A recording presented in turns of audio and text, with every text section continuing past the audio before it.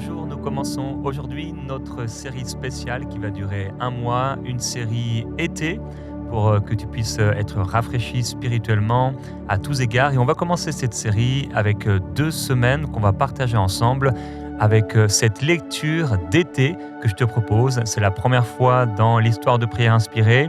On va lire ensemble un livre en entier pendant 2 semaines, donc le livre des Actes des Apôtres. Et pendant ces 2 semaines ensemble, on va prendre le temps de lire quelques chapitres des Actes des Apôtres chaque jour. Puis ensuite, on aura un temps de louange et de prière et nous allons nous laisser inspirer par des prières inspirées sur les chapitres que nous aurons lus chaque jour.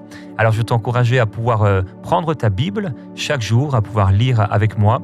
Je lis personnellement dans la Bible La Colombe, mais aussi tu peux tout simplement fermer les yeux et écouter les paroles de la vie, ces paroles des Écritures.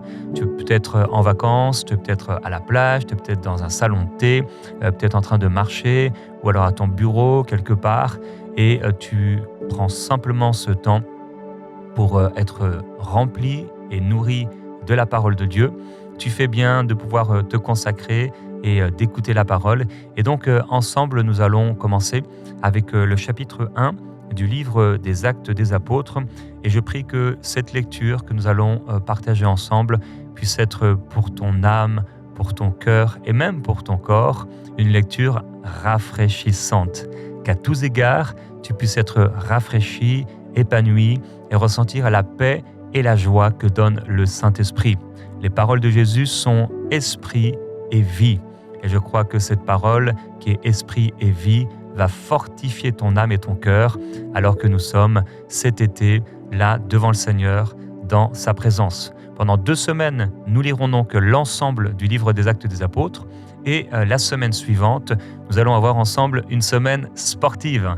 Ensemble, nous allons marcher, nous allons courir, nous allons faire du sport tout en priant et en écoutant et en proclamant la parole de Dieu. Et on aura également une série 100% prière où nous allons prier avec des thèmes qui sont liés à ce qu'on peut vivre l'été donc, et pendant les vacances. Nous commençons la lecture du livre des Actes des Apôtres, chapitre 1. Théophile, j'ai parlé dans mon premier livre de tout ce que Jésus a commencé de faire et d'enseigner, jusqu'au jour où il fut enlevé au ciel, après avoir donné ses ordres par le Saint-Esprit aux apôtres qu'il avait choisis. C'est à eux aussi qu'avec plusieurs preuves, il se présenta vivant, après avoir souffert, et leur apparut pendant 40 jours en parlant de ce qui concerne le royaume de Dieu. Comme il se trouvait avec eux, il leur recommanda de ne pas s'éloigner de Jérusalem, mais d'attendre la promesse du Père, dont, leur dit-il, vous m'avez entendu parler. Car Jean a baptisé d'eau, mais vous, dans peu de jours, vous serez baptisés d'Esprit Saint. Eux donc, réunis, demandèrent : Seigneur, est-ce en ce temps que tu rétabliras le royaume pour Israël ? Il leur répondit : Ce n'est pas à vous de connaître les temps ou les moments que le Père a fixés de sa propre autorité.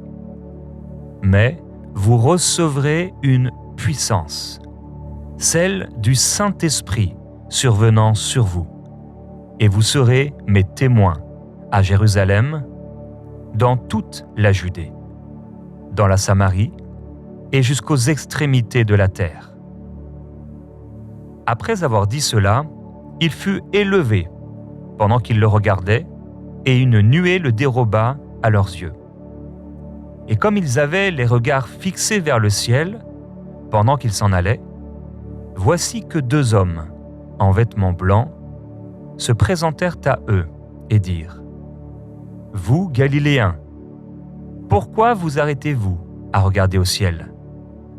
Ce Jésus, qui a été enlevé au ciel du milieu de vous, reviendra de la même manière dont vous l'avez vu aller au ciel.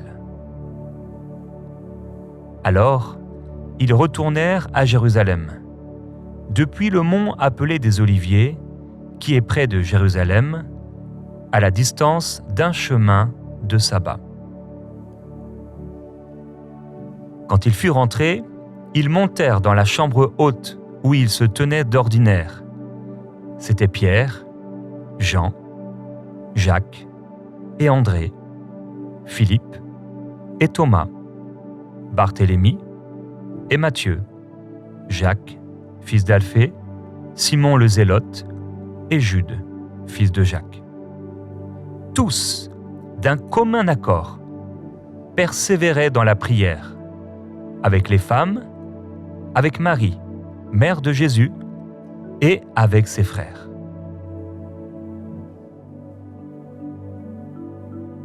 En ces jours-là, Pierre se leva au milieu des frères. Le nombre des personnes réunies était d'environ 120. Et il dit : « Frères, il fallait que s'accomplisse l'Écriture, dans laquelle le Saint-Esprit, par la bouche de David, a parlé d'avance de Judas, devenu le guide de ceux qui se sont saisis de Jésus. Il était compté parmi nous et avait obtenu part à ce même ministère. Après avoir acquis un champ avec le salaire du crime, cet homme est tombé en avant, s'est brisé par le milieu, et toutes ses entrailles se sont répandues. La chose a été si connue de tous les habitants de Jérusalem que ce champ a été appelé dans leur langue Akeldama, c'est-à-dire champ du sang. Or, il est écrit dans le livre des psaumes que sa demeure devienne déserte et que personne ne l'habite, et qu'un autre prenne sa charge. Ainsi, parmi ceux qui nous ont accompagnés tout le temps que le Seigneur Jésus allait et venait avec nous, depuis le baptême de Jean jusqu'au jour où il a été enlevé du milieu de nous, il faut qu'il y en ait un qui soit avec nous, témoin de sa résurrection. Ils en présentèrent deux, Joseph, appelé Barsabas, surnommé Justus, et Matthias. Puis, ils prièrent en ces termes : « Seigneur, toi qui connais les cœurs de tous, désigne lequel de ces deux tu as choisi, afin qu'il prenne sa place dans ce ministère et cet apostolat que Judas a quitté pour aller à la place qui est la sienne. » Ils tirèrent au sort, et le sort tomba sur Matthias, qui fut associé aux 11 apôtres.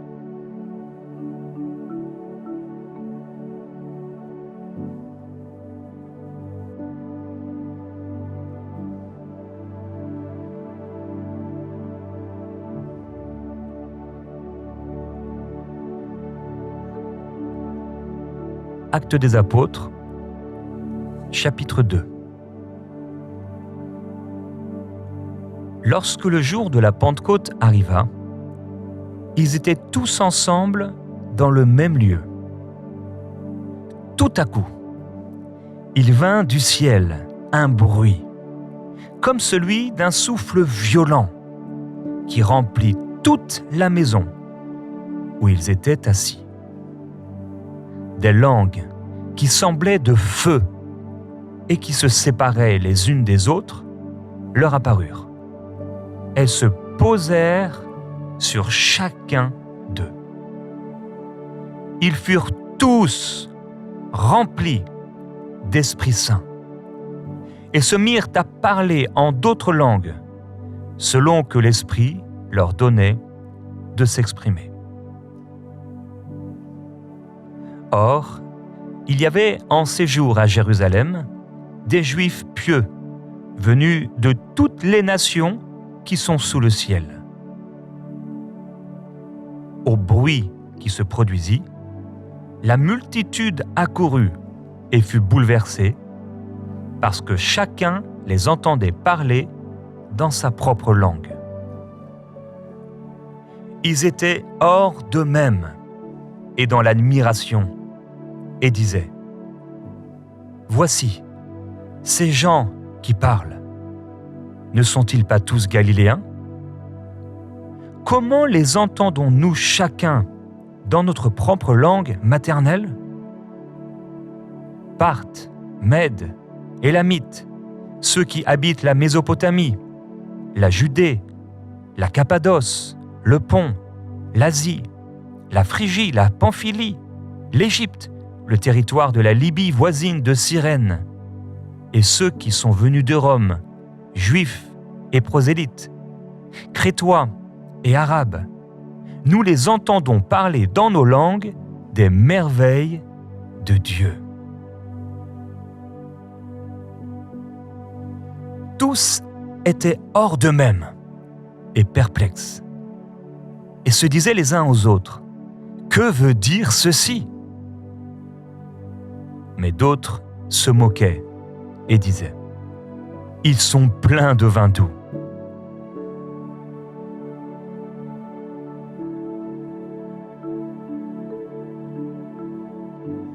Alors Pierre, debout avec les 11, éleva la voix et s'exprima en ces termes : Vous, Juifs, et vous tous qui séjournez à Jérusalem, sachez ceci et prêtez l'oreille à mes paroles.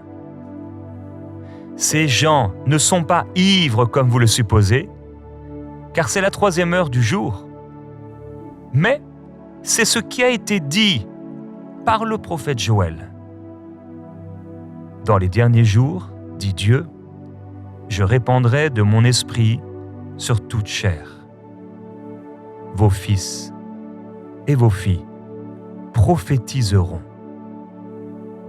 Vos jeunes gens auront des visions et vos vieillards auront des songes.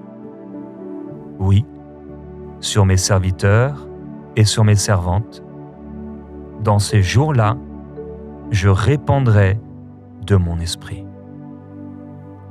Et ils prophétiseront. Je ferai des prodiges en haut dans le ciel et des signes en bas sur la terre. Du sang, du feu et une vapeur de fumée. Le soleil se changera en ténèbres et la lune en sang, avant que vienne le jour du Seigneur, ce jour grand et magnifique. Alors, quiconque invoquera le nom du Seigneur sera sauvé.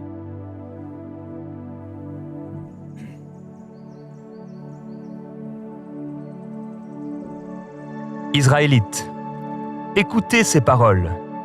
Jésus de Nazareth, cet homme approuvé de Dieu devant vous, par les miracles, les prodiges et les signes que Dieu a fait par lui au milieu de vous, comme vous le savez vous-même.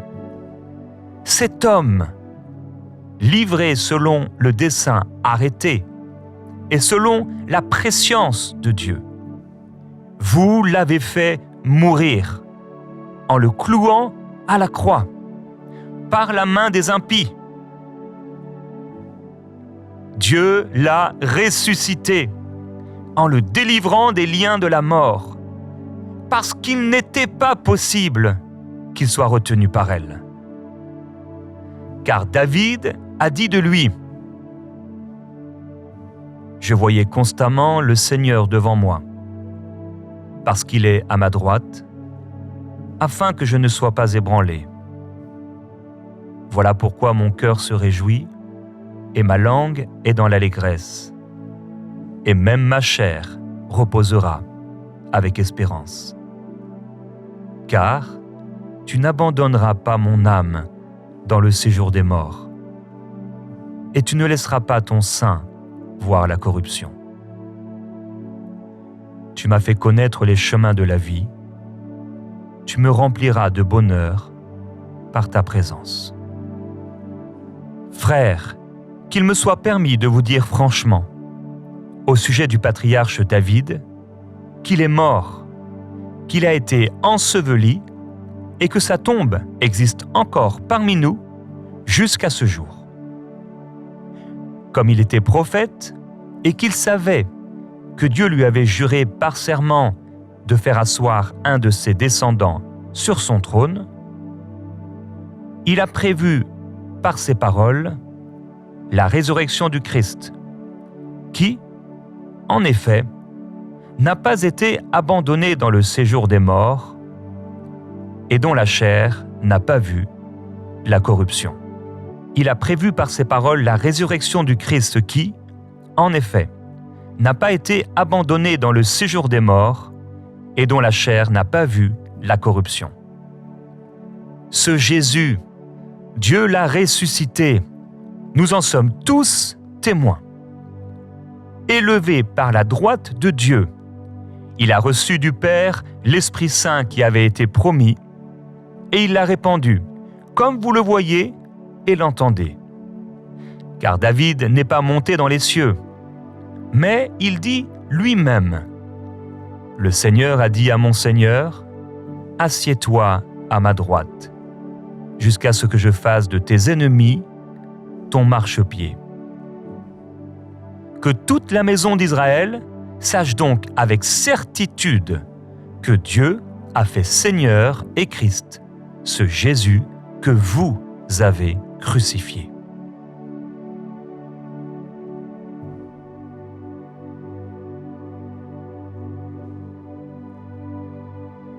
Après avoir entendu cela, ils eurent le cœur vivement touché. Et ils dirent à Pierre et aux autres apôtres, « Frères, que ferons-nous » Pierre leur dit, « Repentez-vous, et que chacun de vous soit baptisé au nom de Jésus-Christ, pour le pardon de vos péchés, et vous recevrez le don du Saint-Esprit. Car la promesse est pour vous, pour vos enfants et pour tous ceux qui sont au loin, en aussi grand nombre que le Seigneur notre Dieu les appellera. » Et, par beaucoup d'autres paroles, il rendait témoignage et les exhortait en disant, « Sauvez-vous de cette génération perverse. » Ceux qui acceptèrent sa parole furent baptisés. Et en ce jour-là, furent ajoutées environ 3000 âmes. Ils persévéraient dans l'enseignement des apôtres, dans la communion fraternelle, dans la fraction du pain et dans les prières. La crainte s'emparait de chacun, et il se faisait beaucoup de prodiges et de signes par les apôtres. Tous ceux qui avaient cru étaient ensemble et avaient tout en commun. Ils vendaient leurs biens et leurs possessions, et ils en partageaient le produit entre tous, selon les besoins de chacun. Chaque jour, avec persévérance, ils étaient au temple d'un commun accord. Ils rompaient le pain dans les maisons et prenaient leur nourriture avec allégresse et simplicité de cœur. Ils louaient Dieu et obtenaient la faveur de tout le peuple. Et le Seigneur ajoutait chaque jour à l'Église ceux qui étaient sauvés.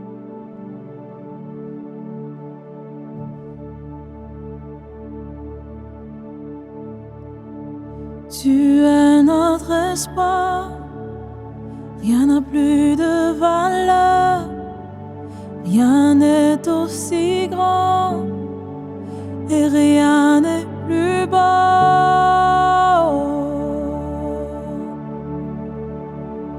que ta présence.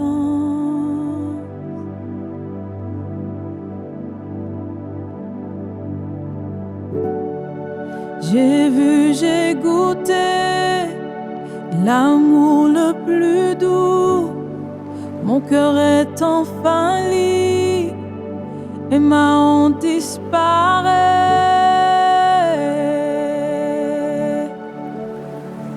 dans ta présence.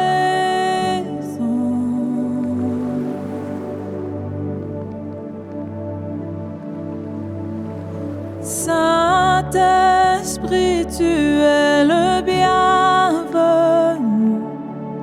que ta présence vienne inonder ce lieu. Seigneur, nos cœurs soupirent après ta gloire. Oh, viens nous saisir par ta présence, oh Dieu.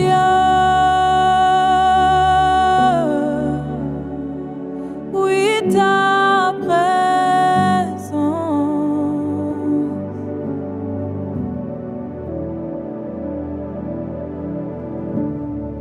J'ai vu, j'ai goûté l'amour le plus doux. Mon cœur est enfin libre et ma honte disparaît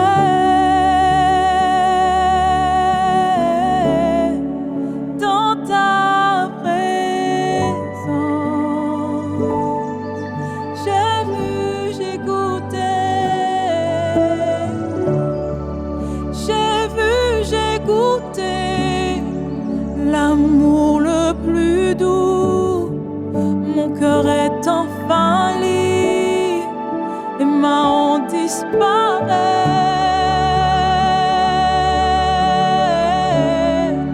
dans ta présence.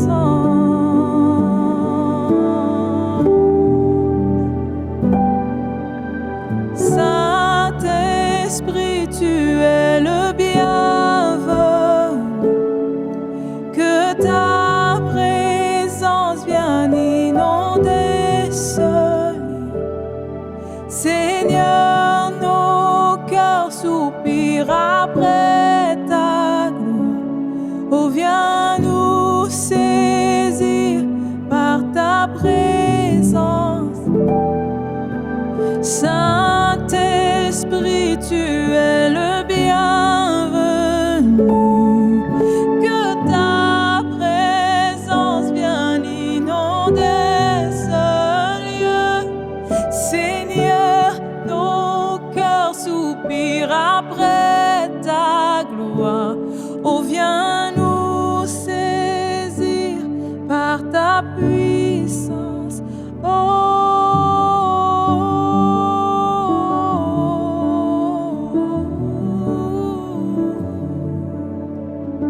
Que nous soyons beaucoup plus sensibles à toi, que nous soyons plus sensibles à ta présence, que nous vivions les merveilles de ta bonté, que nous soyons plus sensibles à ta présence, que nous vivions les merveilles de ta bonté. Oui, Seigneur. Père, nous avons lu ta parole et nous avons chanté cette invitation à l'Esprit. Ces 2 chapitres des Actes nous parlent de cette invitation au Saint-Esprit. Tu voulais nous envoyer le Saint-Esprit. Tu voulais nous remplir du Saint-Esprit. C'était la promesse faite aux prophètes, à ton peuple et à leur descendance.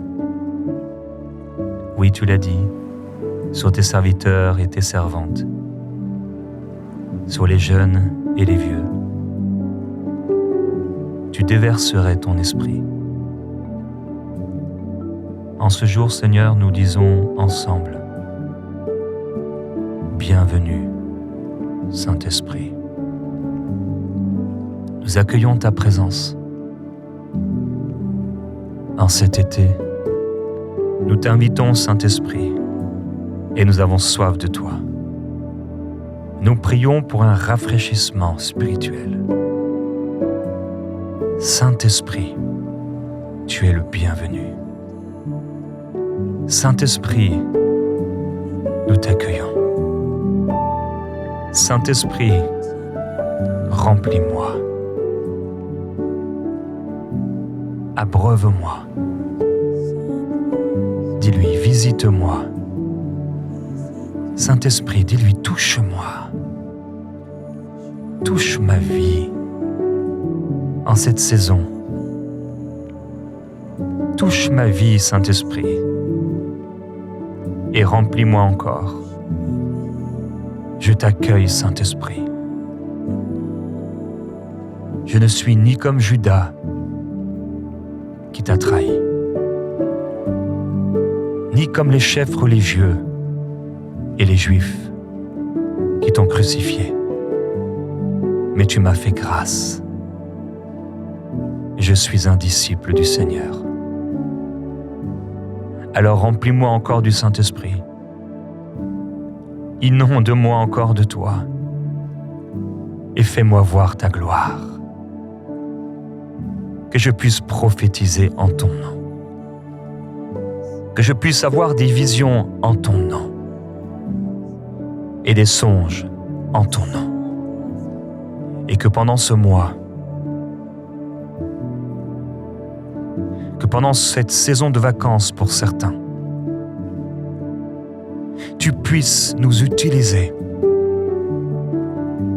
tu puisses te servir de nous et que nous puissions briller et être des témoins au cœur du monde.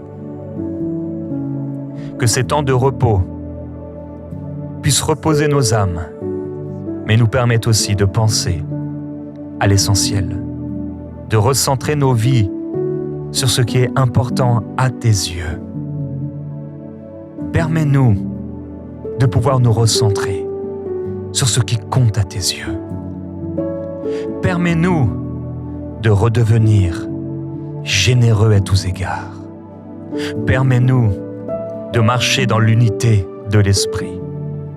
Permets-nous de pouvoir prendre et profiter de ces temps et de ces moments pour partager avec plusieurs ces repas fraternels, le repas du Seigneur, ces temps de prière, ces temps de louange collective, que nous puissions ensemble te glorifier en cette saison spéciale. Père, que toute la gloire te soit rendue. Nous disons ensemble, bienvenue Saint-Esprit. Nous disons, remplis-nous Saint-Esprit de ta présence et de ta gloire, et que ces langues de feu sur nous nous amènent à prophétiser, nous amènent à témoigner, et nous amènent à produire du fruit, des prodiges, des signes, des guérisons et des miracles, et amener des âmes à toi, dans le royaume de Dieu, afin qu'ils naissent de nouveau, qu'ils soient baptisés et deviennent à leur tour des témoins du Christ. Amen.